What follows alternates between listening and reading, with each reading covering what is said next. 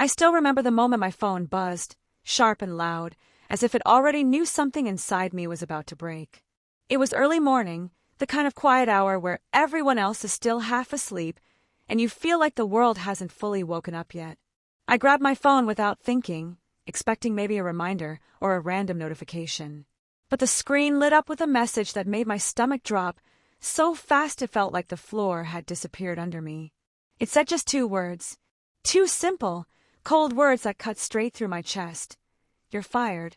For a few seconds, I honestly thought it was some kind of mistake. A scam. A joke. Anything but the truth.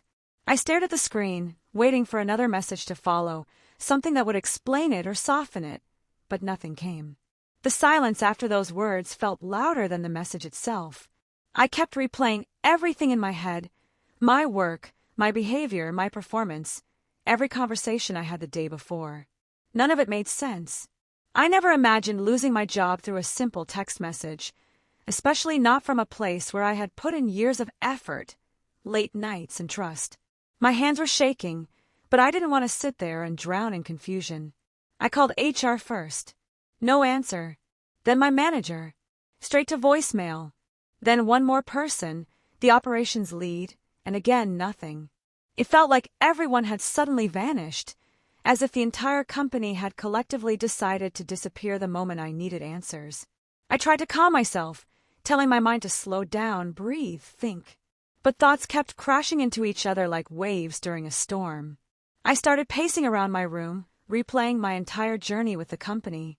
I remembered my first day, the excitement, the dreams I had, the people I met. I remembered how I worked weekends, skipped gatherings, and sacrificed so much to prove myself. I remember the times I stepped up for projects no one else wanted to touch. And now everything was slipping away because of a message sent casually on a random morning. It felt cruel. It felt unreal.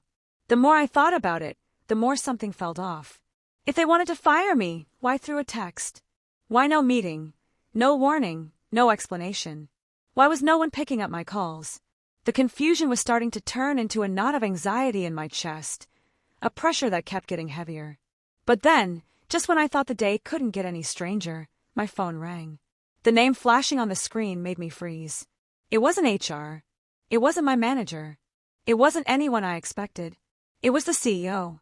I stared at the screen in disbelief. I had never spoken to the CEO directly.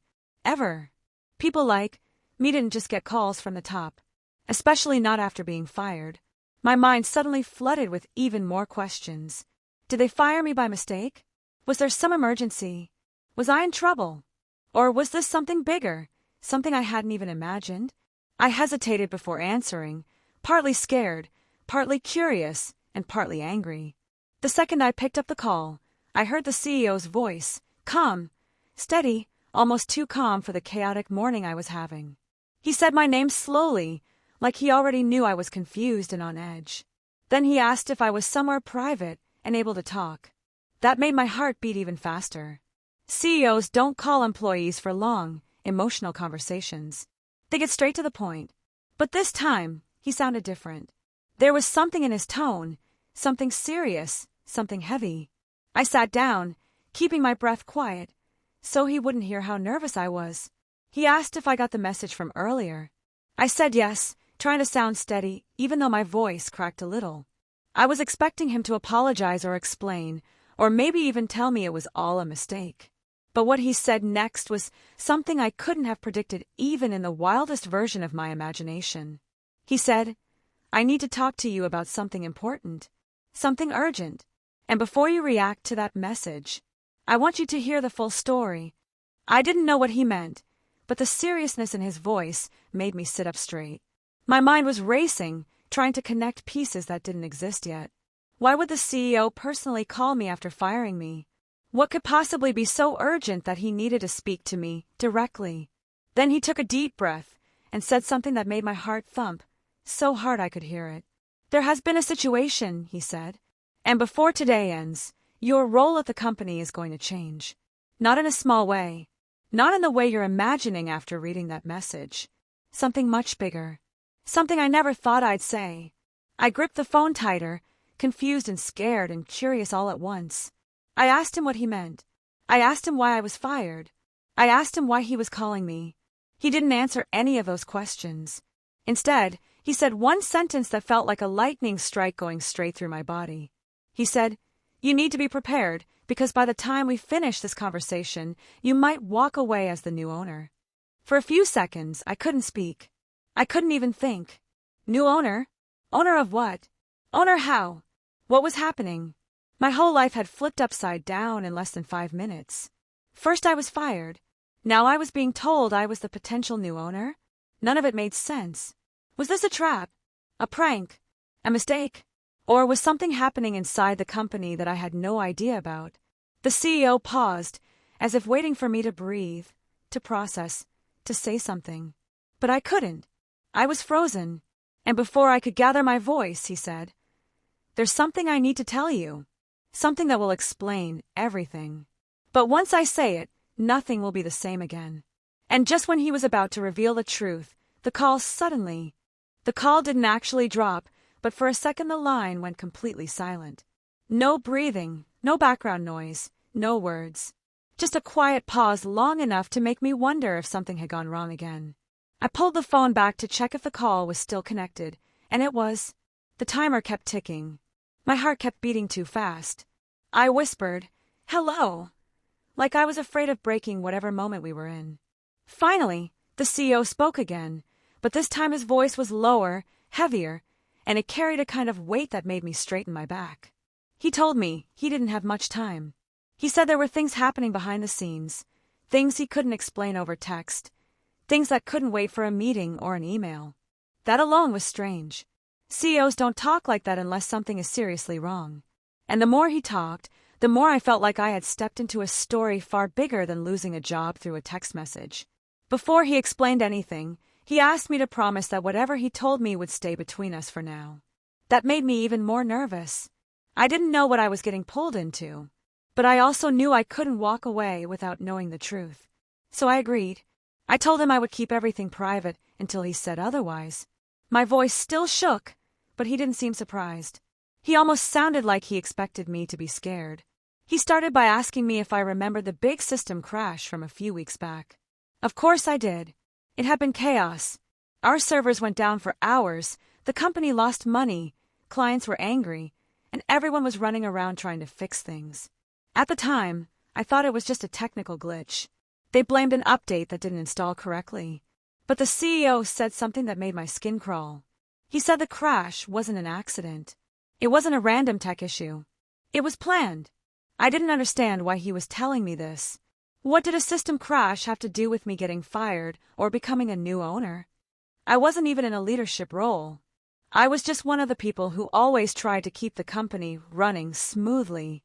I told him I didn't see how any of this connected to me, and he said, "That's exactly why I'm talking to you. Because you don't see it." He explained that after the crash, an internal investigation began. Not a public one, not something announced to employees, but something only a few people at the top knew about. They discovered signs that someone inside the company had been trying to move assets, leak information, and undermine the leadership. It wasn't confirmed yet, but he said the evidence was strong enough to make him question the loyalty of people he had trusted for years. The part that shocked me most was when he said my name had come up in the investigation, but not as a suspect. As someone who had unknowingly been close to the person behind everything. Apparently, I had access to a project this person needed. A small thing. Something that didn't seem important at the time. I remember the project he mentioned. It was a simple data review task I helped with just because I had extra time that week. I didn't think anything of it. But now, according to the CEO, that task had become a key part of understanding what had been happening inside the company. He said the message firing me was sent automatically as part of a system override triggered by the investigation. Something about security protocols, locked accounts, restricted files. I didn't fully understand it, but he insisted it wasn't a decision made by a person. It was a safety measure. A flawed one. Something that should have been fixed years ago. He apologized, but even his apology sounded like he was hiding something deeper. I asked him why he didn't just fix the system instead of calling me with such dramatic warnings. He sighed quietly, the kind of sigh that told me he was exhausted or scared or both. Then he finally said something that made everything even more confusing. He told me he wasn't sure if he could trust anyone in the company anymore. Not the board, not the managers, not even the people who had been with him since he founded the place. He said too many things didn't add up. Too many people were acting strangely. Too many documents were disappearing or being altered. He was running out of people he could reach out to. Then he said, "You're the only person who has never asked for anything, never tried to get ahead by hurting someone else, and the only one who didn't know what you were sitting on." It didn't make me feel better. It made me feel sick, because whatever I was sitting on wasn't something I chose. I wasn't part of any plan or scheme. I never even imagined anyone inside the company would betray the CEO. We all respected him. He built everything from scratch. He treated people fairly. So why would anyone try to take everything from him? And what did I have to do with any of it? He continued talking, telling me about meetings held behind closed doors, about sudden resignations from people who normally fought hard to keep their positions, about odd transfers of money that were still under review. The more he explained, the more tangled everything sounded. He wasn't painting a picture of a company having one bad week. He was describing something closer to a silent takeover. I asked him again why he thought I had anything to do with the outcome. Why me? Why choose someone who had no power, no position, nothing that could change the fate of a company this size? He paused before answering, and that pause felt too long, too careful, like he was choosing each word with caution. He said he didn't choose me. The situation did. That made me feel even more lost. My thoughts were spinning. I didn't know if I should feel honored, scared, or suspicious. My morning had gone from normal to impossible in less than an hour. And the CEO still hadn't explained the most unbelievable part, why he thought I might end up as the new owner. I reminded him of his own words. I asked him to explain that part before anything else. But instead of giving me a straight answer, he asked me if I was alone. I said yes. Then he asked me if anyone else had access to my phone. I said no. Then he lowered his voice again and said something I wasn't ready for. He said the board was meeting without him. Right now. Behind his back. He said decisions were being made. Major decisions. Decisions he wasn't supposed to know about. And whatever they were planning, my name was on the list. I didn't even know what that meant. Why would the board include me in anything? I wasn't a threat. I wasn't a leader. I wasn't someone important enough to be targeted or chosen for anything. Before I could ask more questions, he said, "Listen carefully. I don't know how long I have before they shut me out completely." His breathing picked up. "If what I'm thinking is true, then you're in the center of something much bigger than you realize. And if we don't act fast, they might use you without you even knowing." I felt a chill run down my arms. "Use me for what?" I asked. He didn't answer. "Not yet." Instead, he said, "Before I tell you the truth, you need to prepare yourself. Because once I say it, you won't be able to go back to your normal life." And then, slowly, he began to reveal the one thing I never expected to hear. But before he could finish, I heard. The next moment hit me, so fast I barely had time to react. A sharp clicking noise came through the phone, like someone else had joined the call or tapped into the line. The CEO suddenly stopped talking mid-sentence. I could hear him inhale sharply, the air catching in his throat as if he realized something at the same time I did. The silence wasn't normal. It wasn't the kind that comes when someone is thinking. It was the kind that comes when someone knows they're not alone anymore. I whispered his name, but he didn't reply. For a second, I thought maybe the connection had dropped again. Then, finally, in a low voice, so quiet I had to press the phone harder against my ear, he said, "Don't speak. Just listen." That one sentence sent a tremor through me. My fingers tightened around the phone. I didn't know who could be listening. I didn't know what exactly we were suddenly up against. I only knew the CEO sounded different, no longer just worried, but almost afraid. After a moment, the clicking stopped, and the line cleared again, but the damage was done. The atmosphere had shifted. Something was happening, something bigger than whatever he had planned to tell me.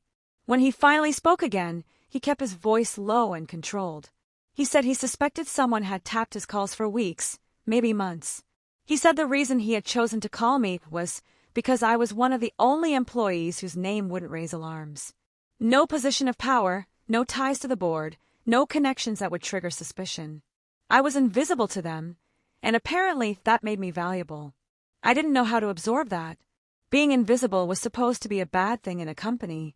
Being overlooked, unnoticed, unimportant.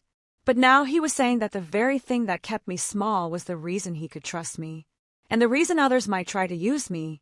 I asked him again what they wanted with me, why my name was on any list at all. This time, he answered in pieces, like he was choosing what to reveal and what to hold back until the line felt safer. He said the board members were divided into two groups. One group still supported him. The other group had slowly turned against him, influenced by someone he referred to as the strategist. He didn't say the person's name. Not yet, but his voice changed when he said it, like the name alone carried a dark weight.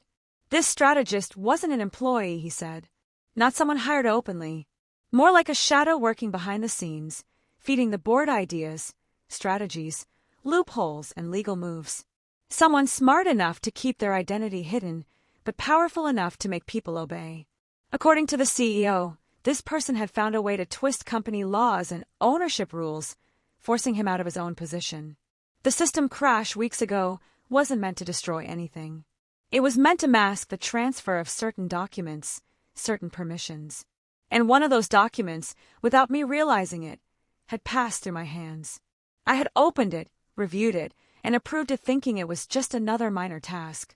But according to him, my approval had become a key signature, one that connected back to me in a way the board could legally use. I didn't know whether to feel guilty or terrified. I never imagined a simple review could lead to something so serious. I told him I had no idea what I had signed. He said he knew. He said that's exactly why I was in danger, not because I did something wrong, but because I didn't know I had done something that mattered. Before I could ask another question, he told me something that made my pulse jump. He said the board had been tracking employee data, messages, calls, system logs. They were looking for signs of interference or disloyal behavior. And for some reason, they believed the CEO's downfall could be linked to me. I didn't understand how. I didn't have access to important files. I didn't know any secret information. My life was boring, ordinary, predictable. Nothing about me screamed target or threat. But then he added, "They're not after what you know. They're after what they think you can unlock." That sentence hung in the air like smoke. I couldn't figure out what he meant. Unlock what? I didn't hold any passwords or hidden documents. But before I could pressure him for answers, something else happened on the call. Another voice came through briefly, muffled, distant, like someone in the background calling the CEO's name urgently. He muttered something back, something I couldn't make out. Then the sound of movement came through, like he was walking quickly or being dragged somewhere. I panicked and asked if he was okay. He didn't answer directly.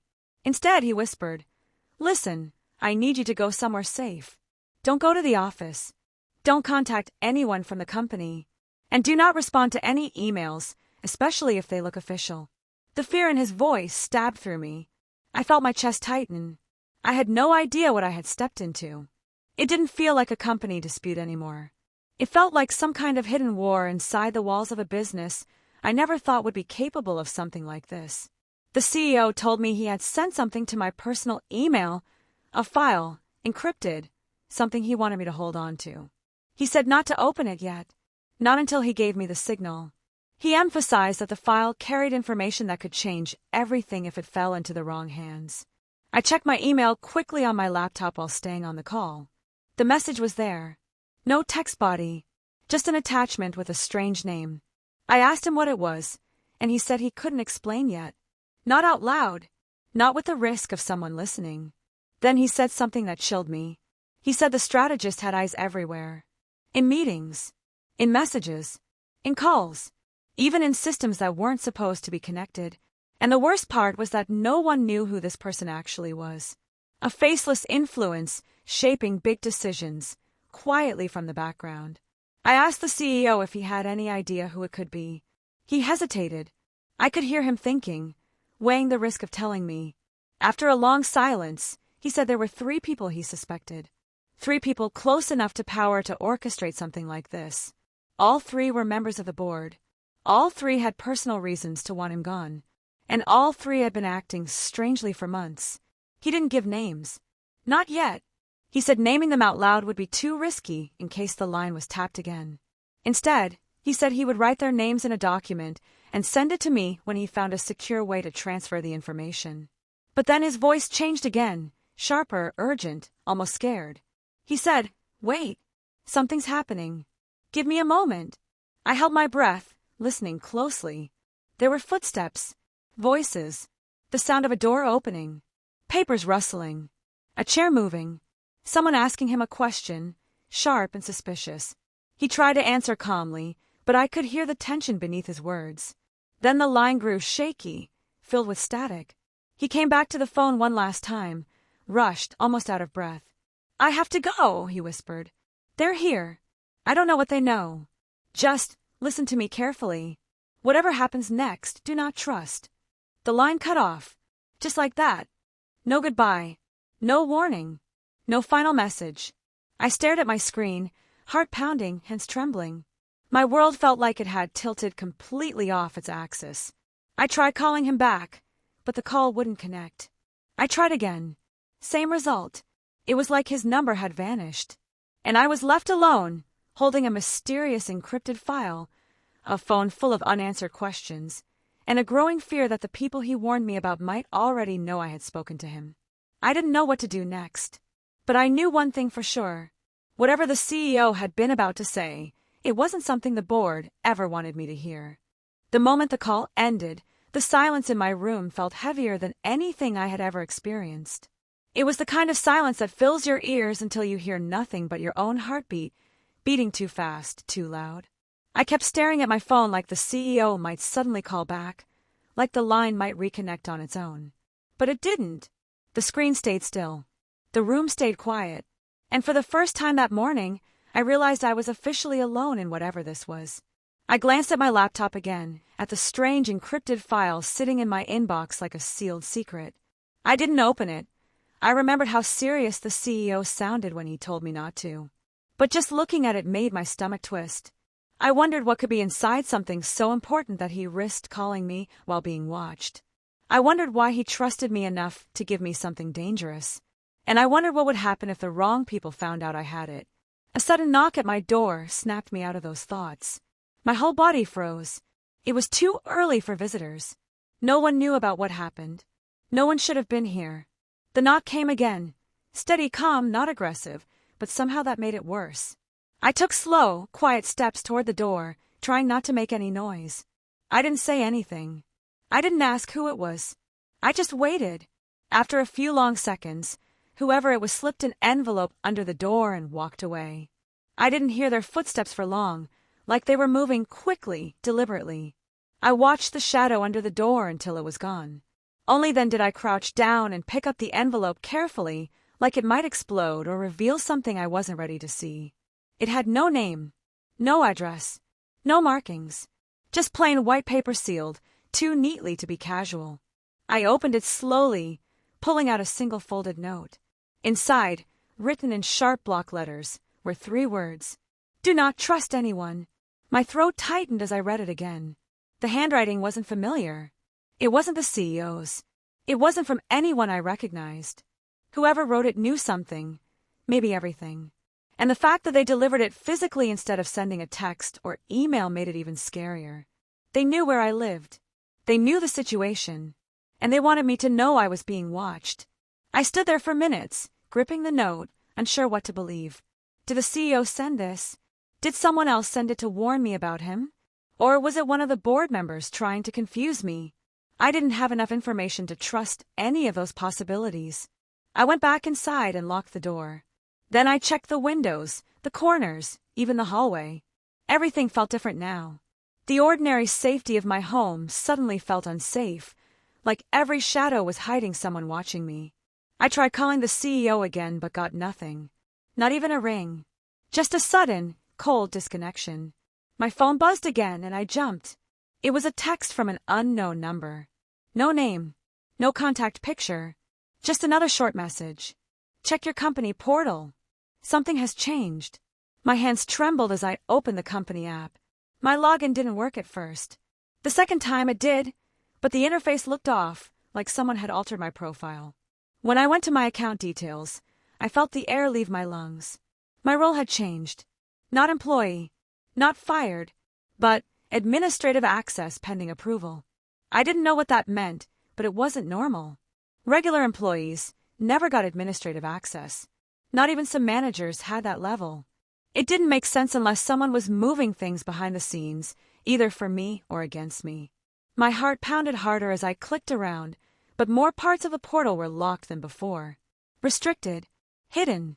Something was shifting inside the company, and I somehow had become part of it. The unknown number texted me again. They're meeting in the private boardroom.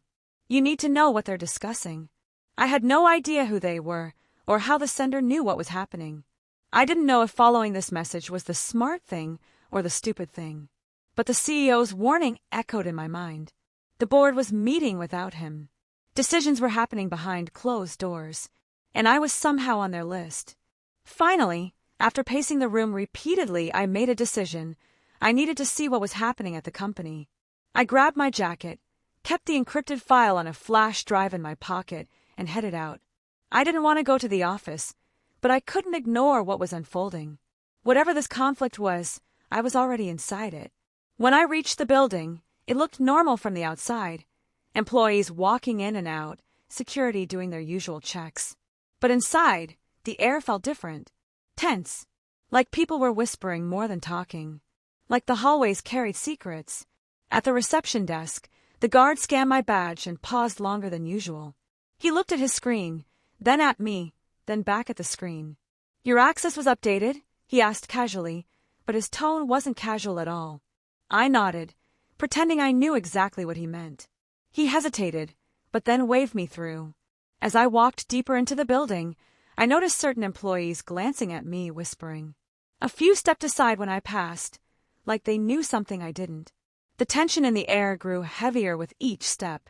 I slipped into the elevators and headed to the floor where the private boardroom was. It was a restricted area. Normally, only executives could enter. When I walked down the hallway toward it, there were 2 security guards outside the door. Not usual. Not normal. I expected them to stop me, ask questions, send me away. But when I approached, one of them tapped his earpiece, nodded to someone on the other side of the line, and then stepped aside to let me pass. My breath caught in my throat. Someone inside the meeting wanted me there.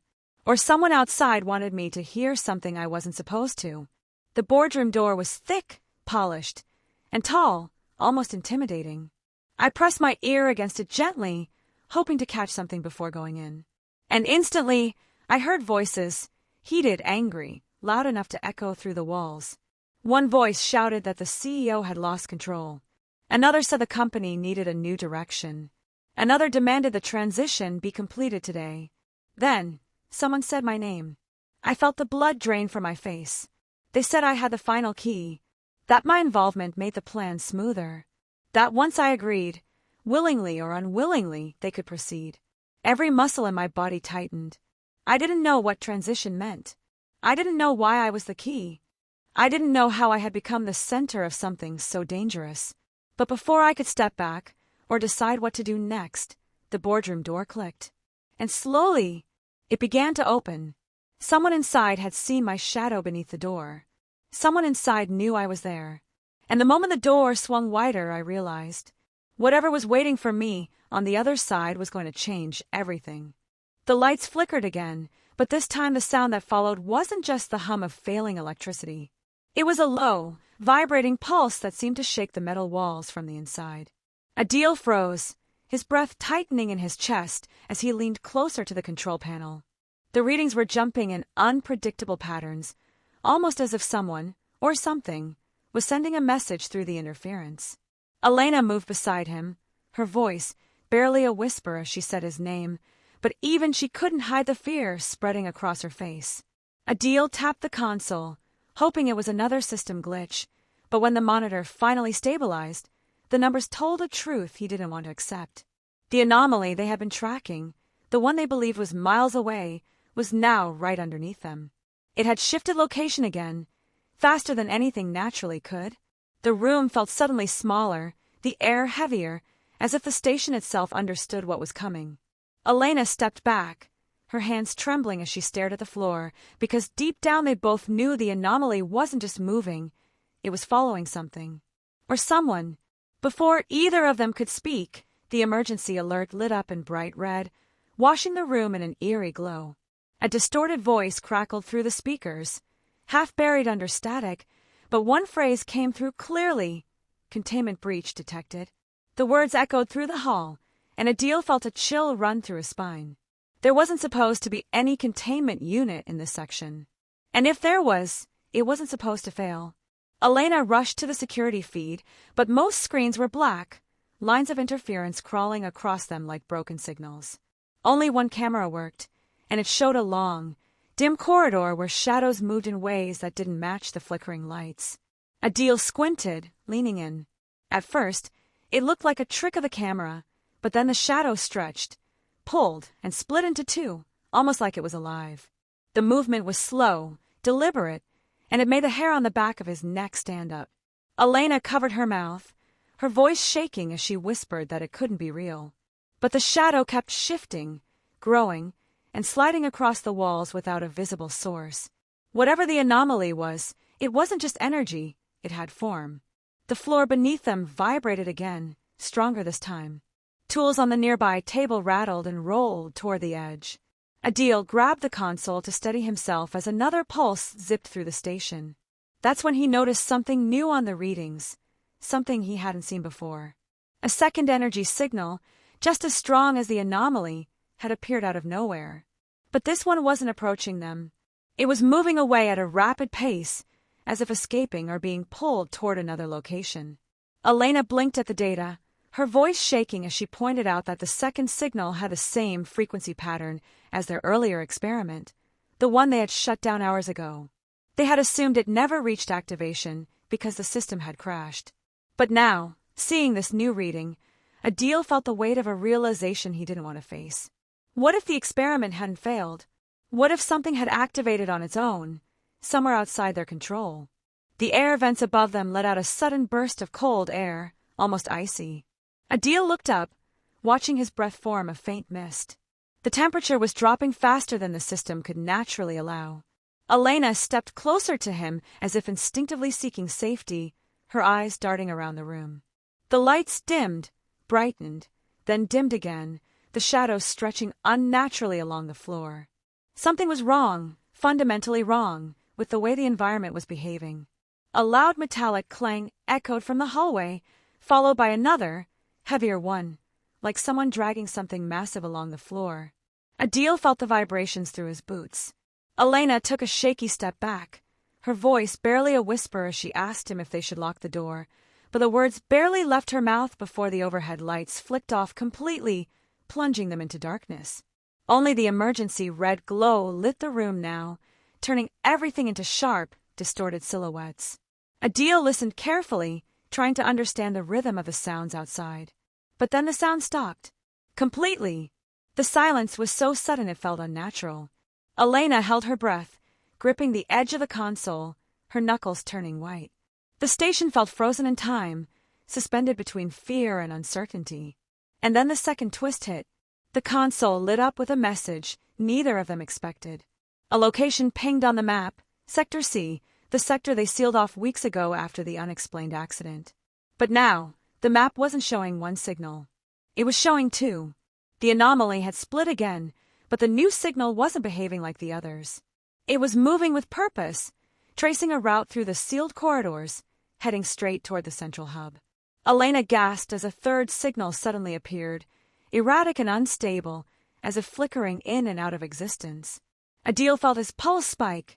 Not only was the anomaly changing, it was multiplying. Whatever they were dealing with had evolved beyond anything they had predicted. The lights flashed once, twice, then a sharp alarm cut through the silence. The speaker crackled, and for a moment, a faint voice broke through, distorted but unmistakably human. Adil's heart stopped. It was a voice he recognized, one they had believed was lost during the accident in Sector C. The voice called his name, and then the feed cut out. Adil stepped back, his mind racing as the pieces began to connect in a way he didn't want them to. Elena grabbed his arm, her eyes wide with fear and disbelief. The stakes had shifted again, higher than ever. The anomaly wasn't just a threat, it was tied to someone they cared about, someone they thought they'd never hear again. And whatever was coming down that hallway was getting closer. Adil felt his heartbeat in his throat as the voice faded into static. For a moment he couldn't move, couldn't breathe. Elena stood beside him, frozen with the same shock and fear. The name echoing in his mind belonged to someone they had both mourned, someone they had believed was gone forever. The thought didn't make sense, but the voice had been too clear to dismiss as interference. Before either of them could speak, the station lights flickered back on, brighter than before, revealing a thin mist rising along the floor. The temperature was climbing again, the icy air shifting into warm pulses that vibrated through the metal panels. Then the footsteps returned. This time they were steady, firm, and unmistakably human. Adil stepped toward the doorway, his breath uneven. Elena tried to pull him back, but he gently moved her hand aside. He needed to see who, or what, was coming. The hallway lights buzzed softly as a shadow appeared at the end, slowly growing clearer with each step. For a moment Adil thought his mind was playing tricks on him, but when the figure finally emerged into the light, everything inside him froze. It was Rayhan, alive, breathing, standing right in front of them. He looked exhausted, pale, and disoriented, but it was him. Same voice, same face, same friend they lost in the Sector C accident. Elena gasped, covering her mouth as tears welled in her eyes. Adil stepped closer, his voice barely steady as he asked how this was possible. Rayhan tried to speak, but his voice came out cracked, as if he had been shouting for hours. He lifted his hand, pointing to the console behind them. "The anomaly! It didn't kill me," he whispered. "It duplicated me."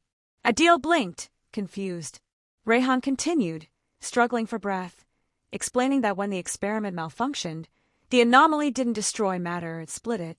His original self had been trapped in the sealed sector, while another version of him, unstable and corrupted, was what caused the strange readings and the shifting shadows. That twisted version was the one stalking the station, feeding on the energy pulses like a living echo. Before Adil could process the shock, a violent jolt shook the station. The screens lit up with warnings as the unstable energy pattern surged again. The shadowy form they had seen earlier appeared at the end of the hallway, flickering like broken light.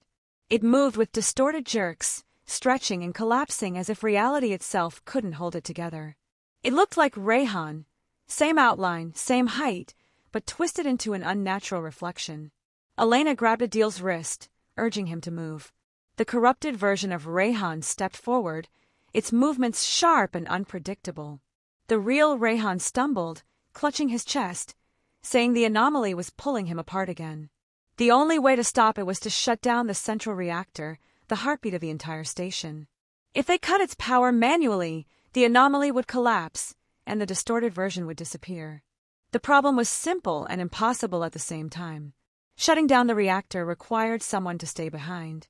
Adil's stomach tightened as he realized what Rayhan was trying to say. Elena shook her head, already sensing the danger. Rayhan stepped forward, forcing a faint smile. "It has to be me," he said quietly. "It started with me. It ends with me." Before either of them could argue, the corrupted version let out a warped, broken hiss and lunged toward them.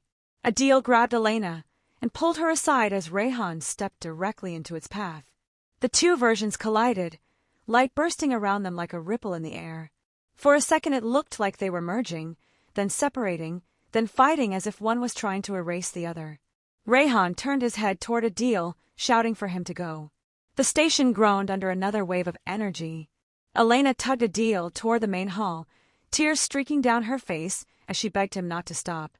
He hesitated only for a moment, then nodded and guided her away, his heart breaking with every step. They reached the central control room just as the alarms peaked. Adil pulled the manual shutdown lever, the entire station screaming with resistance. The ground shook violently, lights bursting overhead as the reactor began to collapse its energy field.